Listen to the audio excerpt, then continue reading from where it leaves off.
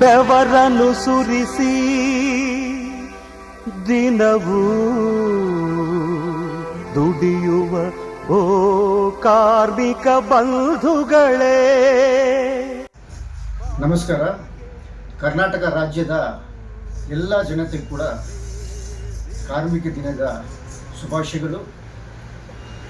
ಎಲ್ಲರಿಗೂ ಕೂಡ ಈ ಸಂದರ್ಭದಲ್ಲಿ ರಾಜ್ಯದ ಎಲ್ಲ ಜನತೆಗೂ ಕೂಡ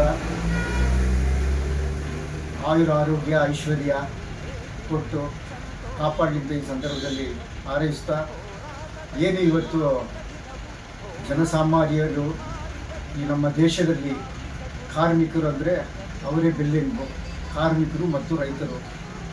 ಅದರಿಂದ ಇವತ್ತು ಏನು ಸರ್ಕಾರದ ಕರ್ನಾಟಕ ರಾಜ್ಯದಲ್ಲಿ ಒಳ್ಳೆಯ ಕೆಲಸ ಮಾಡ್ತಾಯಿದೆ, ಕಾರ್ಮಿಕರಿಗೆ ಹೆಚ್ಚಿನ ಒತ್ತು ಕೊಟ್ಟು ಅವರಿಗೆ ಬೆನ್ನೆಲುಬಾಗಿ ನಿಂತು ಸಹಾಯ ಆಗ್ತಾಯಿದೆ.